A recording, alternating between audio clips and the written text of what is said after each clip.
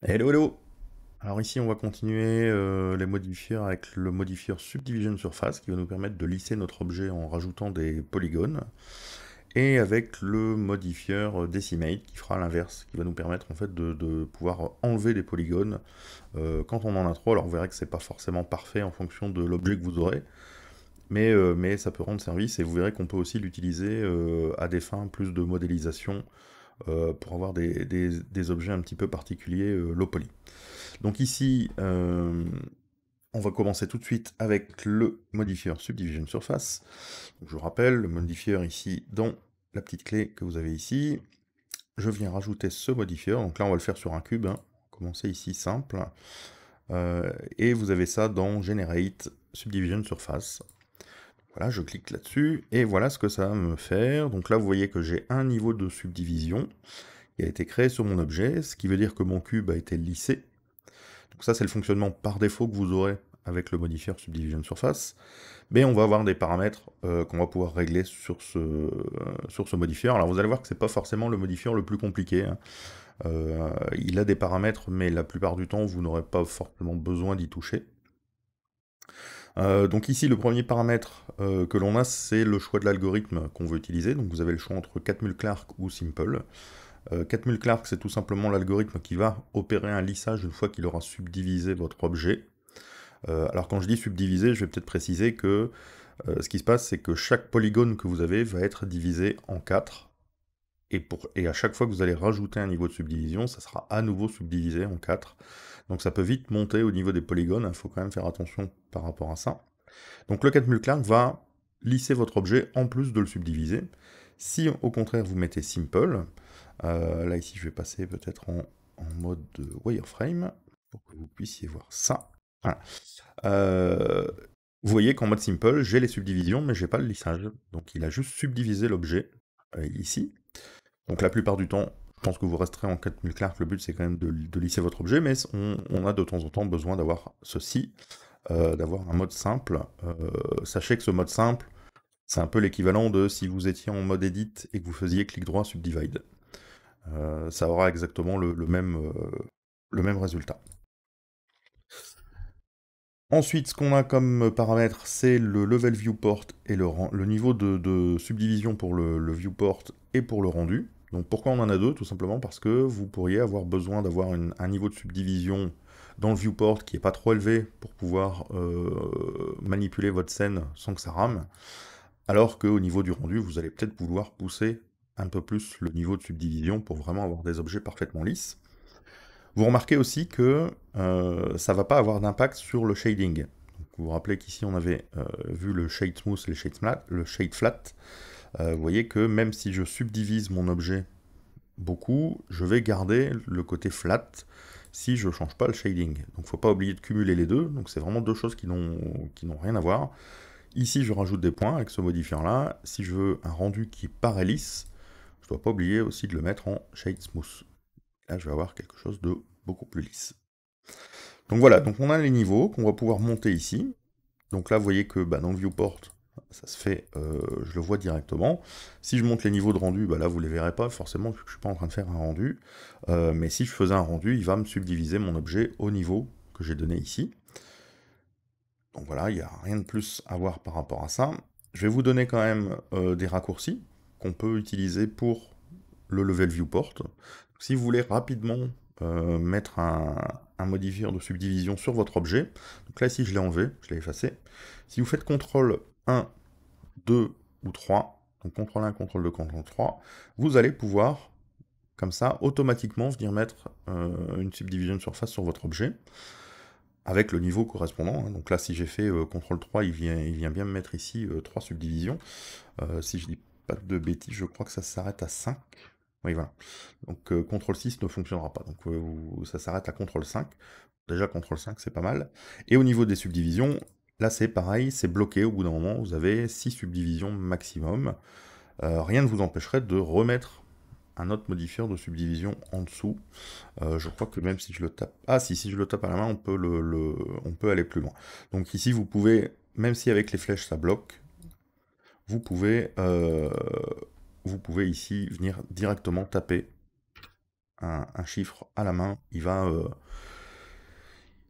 outrepasser la limitation qui a été mise dans le modifieur à la base. Donc voilà, pour les subdivisions, donc rien de particulier par rapport à ça. Je vais peut-être aussi vous parler des petits boutons qu'on a ici sur le côté, d'ailleurs sur lequel j'ai cliqué juste avant. Ça pour info, c'est pour animer ces propriétés, c'est-à-dire que vous pourriez avoir dans une animation un objet qui est au loin et qui n'a pas forcément besoin d'être très subdivisé quand il est loin, et au fur et à mesure qu'il se rapproche, vous avez besoin de subdiviser plus votre objet pour permettre d'avoir des détails par exemple. Ça veut dire que ici vous pouvez l'animer. Vous pouvez très bien dire que le niveau de subdivision va augmenter en fonction de la distance par rapport à la caméra. Donc ça, vous pourrez le faire quand on verra l'animation, bien évidemment, mais vous aurez la possibilité d'animer tout ça. Ensuite, ce qu'on a, c'est le Optimal Display. Alors ça, vous l'avez vu brièvement, parce que tout à l'heure, je l'ai décoché. Si vous êtes en wireframe, donc en fil de fer, l'Optimal Display, en fait, va vous montrer uniquement les lignes qui étaient présentes dans votre objet de base. Donc là, ici, moi, c'était un cube, donc vous voyez que je retrouve les lignes qui correspondent à mon cube sur mon objet. Mais il ne va pas vous montrer les subdivisions qu'il a fait. Pourquoi? Parce que si on atteint des niveaux de subdivision assez élevés, ça peut vite devenir illisible. Si je le décoche, ben voilà ce que ça me fait. Voilà, là, je vois tous les points et toutes les subdivisions. Donc à vous de voir en fonction de ce que vous avez besoin de faire, si vous voulez avoir toutes les subdivisions visibles ou non.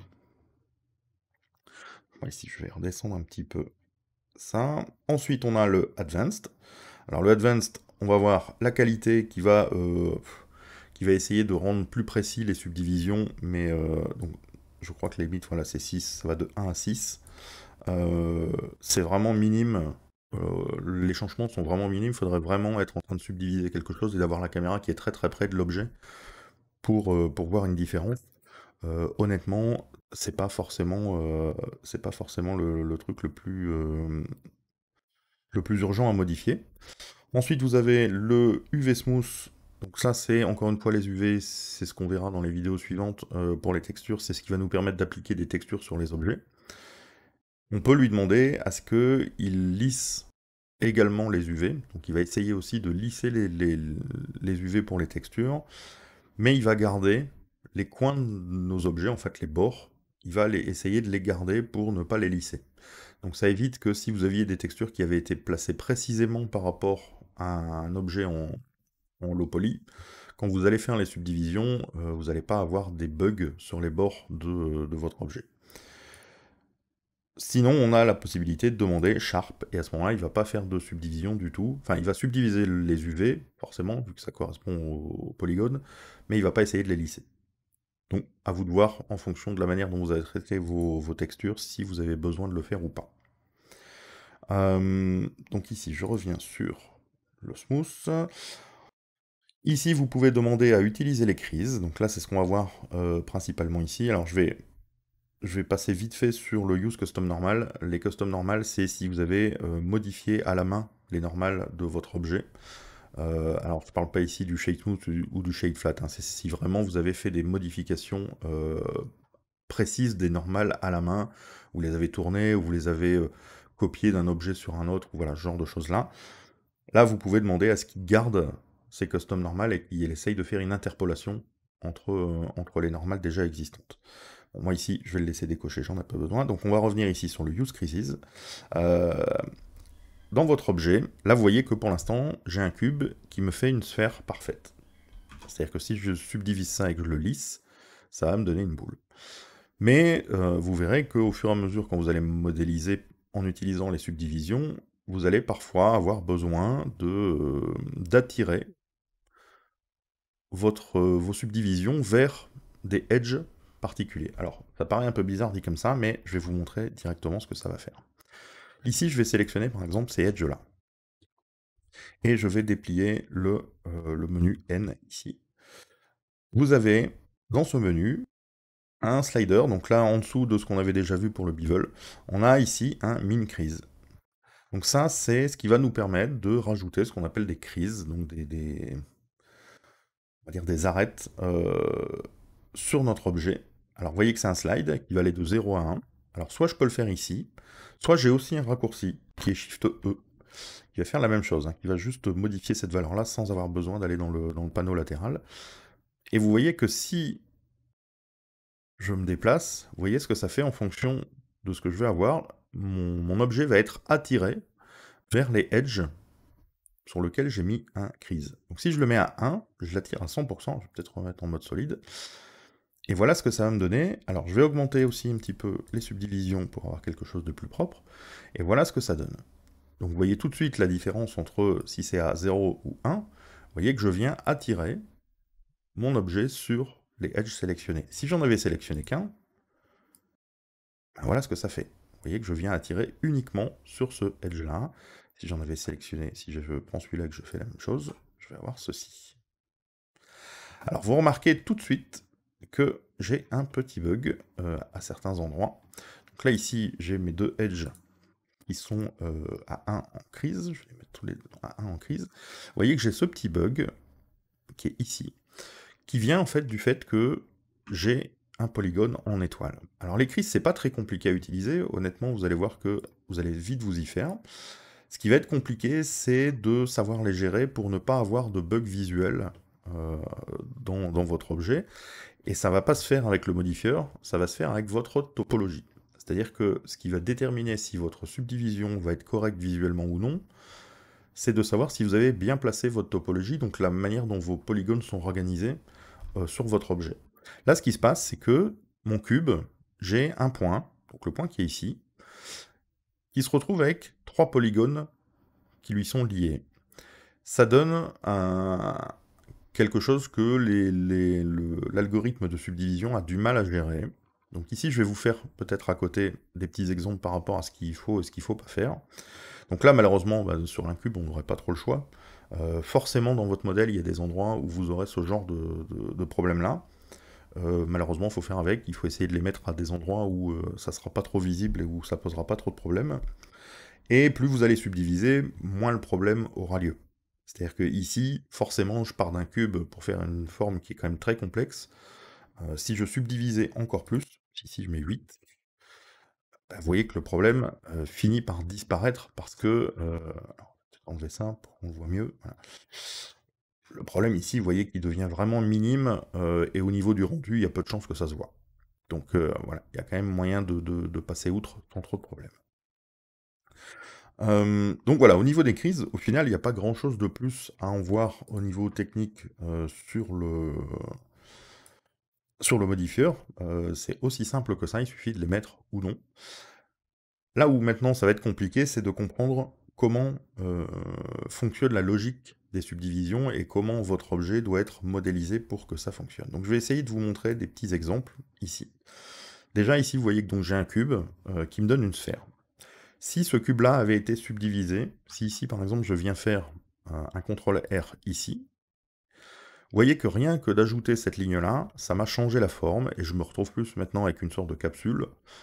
D'ailleurs, si je prenais ces deux polygones-là et que je les écartais, j'aurais vraiment une capsule. Voilà. Donc vous voyez que je peux avoir des formes comme ça, mais rien que le fait d'avoir ajouté une ligne ici, forcément, ça a modifié le lissage et la manière dont votre objet va être représenté une fois subdivisé. Donc ça, le mieux, c'est vraiment de faire des tests pour vraiment essayer de comprendre le fonctionnement et ce que ça va faire à l'écran. Alors je vais peut-être enlever les subdivisions quand même pour que ça rentre pas trop. Si je refais CTRL R ici, et que je viens remettre cette fois-ci ici, près du haut, vous voyez tout de suite le fonctionnement et ce que ça va faire. Donc vous voyez qu'ici, c'est un peu l'équivalent de si j'avais mis un crease à cet endroit-là. Ça va vous donner un petit peu la même chose. Et si vraiment j'avais monté ça vraiment jusqu'en haut ici, et que sur les faces qui sont ici au-dessus, je viens faire un inset. Alors, vous voyez ici, au niveau de mon objet, donc s'il n'est pas subdivisé, je vais peut-être vous montrer, voilà, sans les subdivisions, voilà ce que ça fait. Donc vous voyez, j'ai vraiment des lignes qui sont très proches les unes des autres. Et si j'active les subdivisions, eh bien vous voyez que je me retrouve avec quelque chose de sensiblement équivalent de ce que j'aurais avec un min crease. Alors, comment savoir s'il vaut mieux utiliser un min crease ou faire les polygones ici? Alors le min crease, l'avantage c'est que c'est pas destructif, vous n'allez pas avoir besoin de rajouter des points. mais ça sera pas toujours parfait. C'est-à-dire que de temps en temps, vous n'aurez pas d'autre choix que plutôt de mettre du crise, de plutôt venir rajouter des points. Alors peut-être pas comme je l'ai fait ici, ça c'est pas forcément obligatoire, mais au moins un minimum pour donner la forme de base de votre objet, ça sera plus simple parfois de la modéliser. Ça veut dire qu'ici, je pourrais très bien dire, si je fais ça, et que je le faisais un petit peu dans tous les sens, je peux retrouver quelque chose qui reprend cette forme un peu cubique, mais qui est lissée. Vous avez des choses qui vont être bien lisses sur les bords. Et l'avantage de ça, encore une fois, c'est que bah, vous pouvez changer ici le nombre de subdivisions à la volée, donc vous pouvez rapidement passer d'un objet qui a peu de polygones à un objet qui est très complexe. C'est le principal avantage ici des subdivisions, c'est de pouvoir avoir cette facilité de repasser à un objet qui va être moins complexe à gérer. Et là où c'est aussi important, c'est que, je vais peut-être repartir d'un autre objet, s'il veut bien. Voilà. Ce qui va être important aussi, c'est que les subdivisions vont vous permettre de modéliser sans avoir besoin de chercher du détail tout de suite, et sans avoir besoin de vous perdre dans des millions de polygones au niveau de la modélisation. Une des erreurs qu'on voit habituellement chez ceux qui commencent la 3D, c'est de vouloir mettre trop de points directement. Donc si vous voulez par exemple faire une sphère, ça sera parfois plus simple de dire je vais partir d'un cube, à la limite je vais lui mettre un niveau de subdivision 1 et je vais l'appliquer, ce qui va me donner ceci, et commencer à modéliser par rapport à ça, que de dire je vais ici créer une sphère, surtout la sphère de base qui est quand même blindée en polygones. Vous voyez qu'en termes de modélisation, je vais quand même avoir plus de facilité à modéliser quelque chose à partir de ça, que de le faire ici au niveau de la sphère. Rien que pour faire ce que j'ai fait là, vous voyez que je me retrouve avec plein de polygones, il faudrait que je commence à venir ici sélectionner tout ça. Enfin voilà, ça va vite poser des problèmes, parce que j'ai beaucoup plus de points et beaucoup plus de polygones, et donc ça alourdit un petit peu le processus.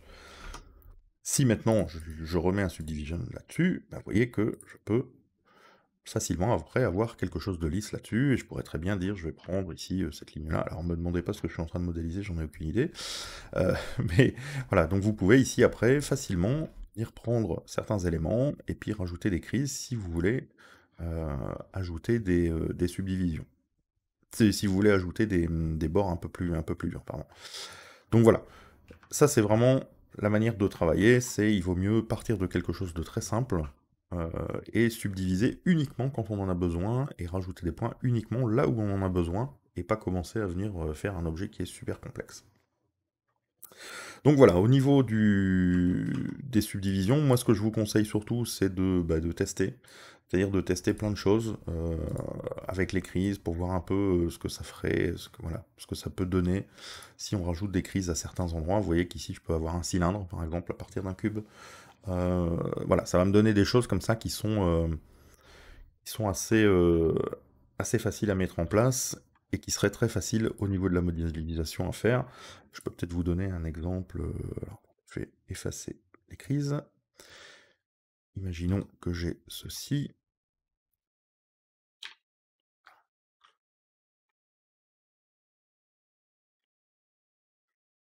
Si je fais ça, que je prends cette face-là, que je fais un inset de ça,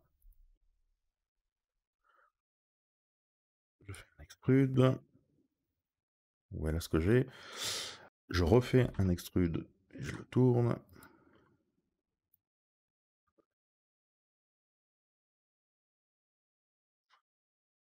vous voyez qu'ici je peux faire on va dire un doigt de pied, mais vous voyez que j'ai pu ressortir quelque part presque un ongle, enfin voilà, faire une forme qui commence à évoquer quelque chose.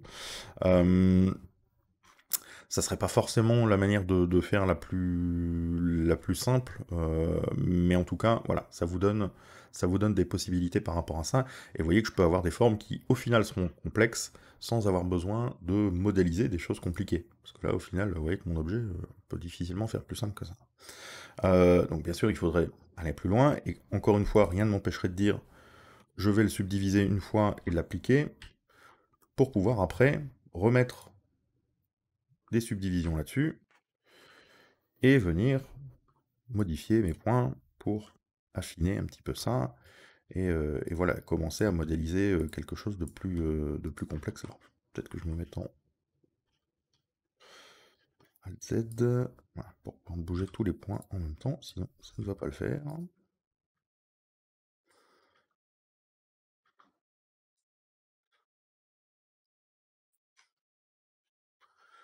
Voilà, ici je peux prendre ces points-là. Là c'est pareil, je pourrais commencer à aussi venir faire une symétrie, si je voulais.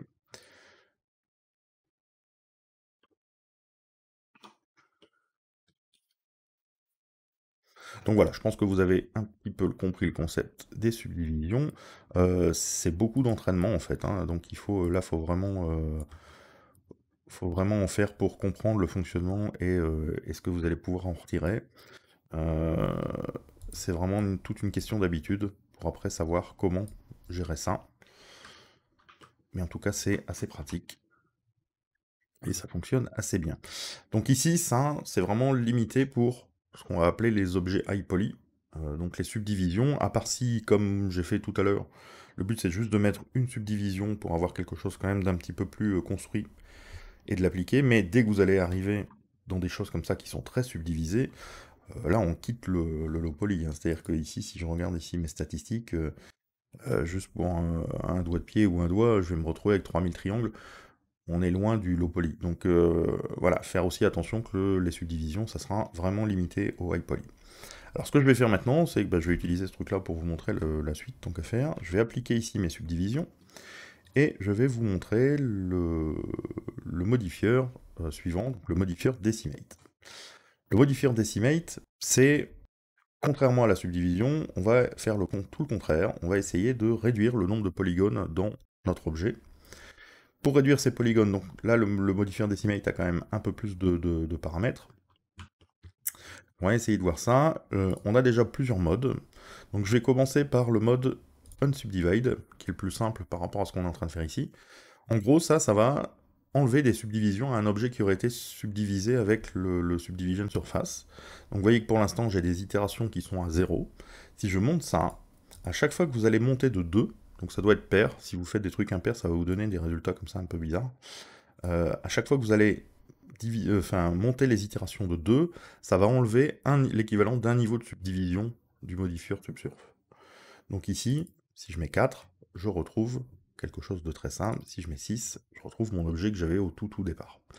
Donc avec le unsubdivide, tant que vous n'avez pas rajouté de points à la main, parce que je vais vous montrer que ça pourrait foirer si jamais je sais pas, si j'avais fait un knife et que je viens faire ceci. Hein, là vous allez voir que le decimate unsubdivide, il va me détester. Je vais me retrouver avec, voilà, vous voyez ici, je me retrouve avec des trucs un peu étranges. Ici, il ne sait pas trop quoi en faire. Donc bien faire attention, c'est que ça, c'est uniquement si vous avez subdivisé, que vous voulez revenir à un état précédent, mais sans avoir rajouté des points ou fait des choses sur votre objet. Donc voilà pour le unsubdivide, c'est vraiment la partie la plus simple. Alors je vais faire CTRL Z pour enlever le truc un peu bizarre que j'ai rajouté. Voilà. Et on va regarder les autres possibilités. Alors ensuite, on a le mode collapse, qui va tout simplement essayer de fusionner des edges. Donc le collapse, je vous rappelle que le collapse, c'est ça. Si je prends ce edge-là et que je fais M collapse, vous voyez qu'il est venu fusionner les deux points qui étaient de chaque côté du edge pour en faire un seul. Donc ça, en fait, il va faire ça, le mode collapse, en essayant de garder plus ou moins la forme de votre objet, mais il va essayer de garder la forme, mais en réduisant le nombre de points. Là, pour l'instant, le ratio est à 1, c'est-à-dire que je lui dis je veux 100% des polygones, c'est-à-dire que ma forme ne change pas, et je vais réduire ça. Donc si je mets 0,5, il va essayer de diviser le nombre de polygones par 2. Donc là, vous voyez que je suis passé à 1600 au lieu de 3000. Quel est le problème du mode collapse? C'est que ça va vous créer des triangles à tout va. Vous allez avoir beaucoup de triangles. Si ici je passe en mode edit, je sais pas si je... Non, je crois que je peux pas le voir en live. Donc je vais l'appliquer. Et voilà ce que ça va me donner au niveau des triangles. Vous voyez que c'est pas forcément très joli. Ça poserait plein de problèmes si je devais continuer de modéliser ça. Mais si le but c'est juste de réduire les polygones et vraiment uniquement ça, eh ben, ça fonctionne plutôt bien. Alors si je commence à réduire vraiment très fort, je vais finir par avoir des choses qui ressemblent plus à rien, en tout cas qui ressemblent plus du tout à mon objet de base. Déjà ressemblait pas à grand chose, mais voilà. Donc ici, je vais vite avoir des objets un peu bizarres comme ça. Vous avez le ratio, vous avez la possibilité de lui indiquer que votre objet est symétrique. Alors honnêtement, ça marche pas toujours. Il va essayer, je dis bien essayer de garder une symétrie en X. Alors ça marche mieux si vraiment l'objet avait été fait avec un mirror, hein. Il faut vraiment qu'il soit parfaitement symétrique. Vous pouvez avoir des choses où il va essayer de garder cette symétrie, mais bah, vous voyez que là c'est pas exactement le cas, hein. J'ai des endroits où je me retrouve quand même avec des trucs un peu bizarres. Donc les symétries, ça marche quand ça veut. Vous avez ici la possibilité de demander de trianguler votre objet. Donc là, en fait, il y aura vraiment plus de carrés. Ça sera que des triangles dans votre objet. Alors vous voyez que visuellement, ça change quelques petites choses. Vous voyez ici, par exemple, regardez là, si vous regardez entre le mode triangulé ou non, la différence entre les deux. Bon, voilà, si vraiment vous avez besoin d'avoir que des triangles, vous pouvez activer cette option-là. Vous pouvez mettre un vertex group pour demander à ce que la réduction ne se fasse que sur certains points. Je le fais rapidement. Hop, je prends ça. Je crée un groupe et je l'assigne. Et je demande de le mettre sur ce groupe-là.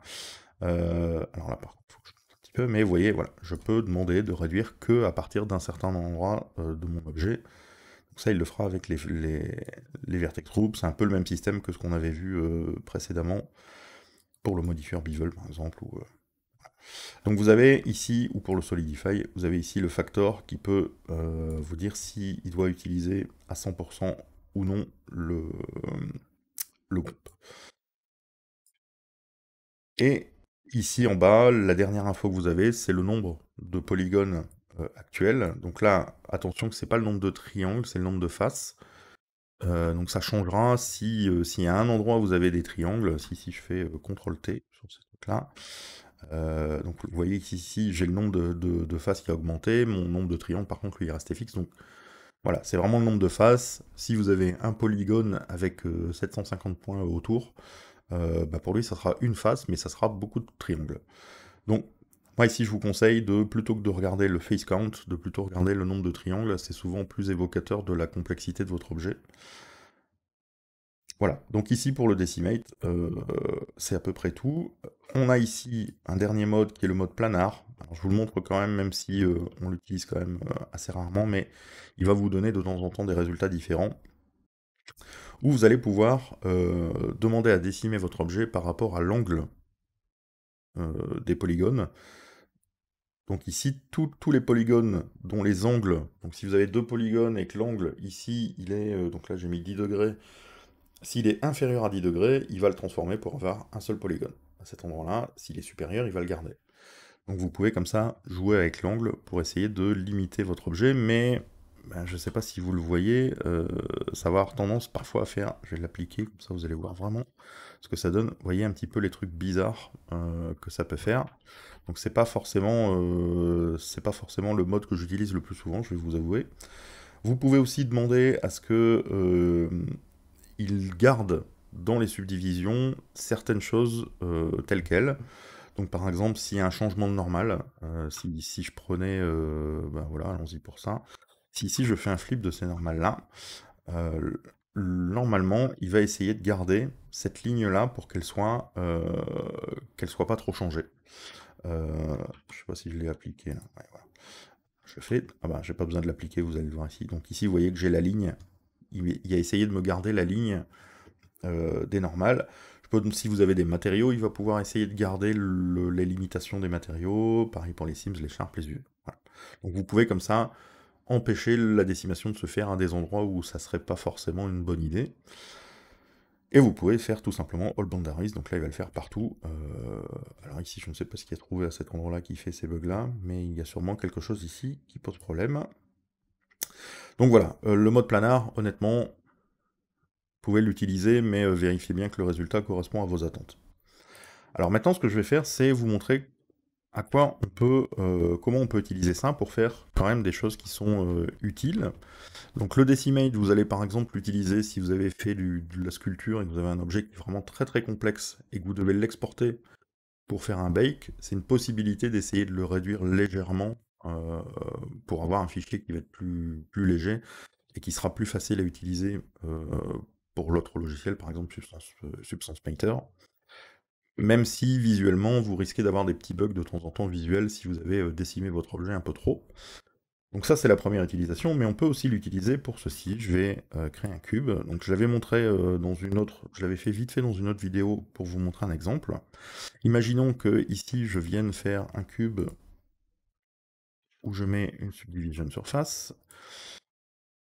Je viens faire juste une forme comme ça un petit peu bizarre. Je vais augmenter le nombre de subdivisions et je l'applique.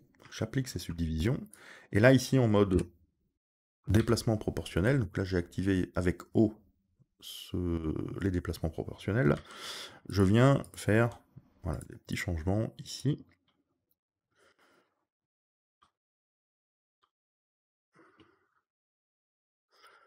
Mettons pour faire ceci.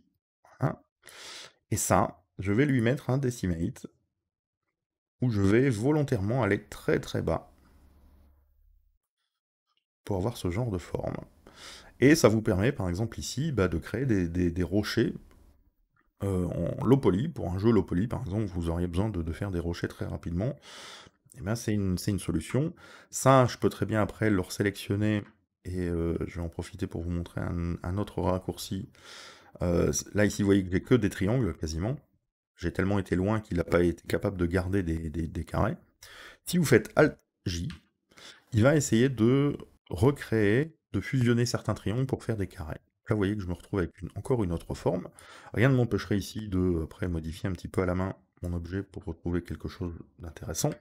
Par exemple, j'ai envie d'avoir une base plate, je peux très bien dire, je vais prendre ces points-là et faire un scale en hauteur. Et je me retrouve avec ceci. Ici, vous voyez que j'ai un rocher qui est assez simple et que je pourrais utiliser. Si en plus, après je le smooth et que j'active l'autosmooth, voilà, vous allez pouvoir avoir des choses comme ça, donc avec des parties un petit peu plus lissées, d'autres parties un petit peu plus dures. Là ici, vous voyez, ça c'est pas forcément très joli, donc je pourrais essayer de le fusionner pour essayer de corriger ma forme, voilà. Enfin, vous allez pouvoir comme ça facilement avoir une forme low poly pour des rochers, pour ce que vous voulez.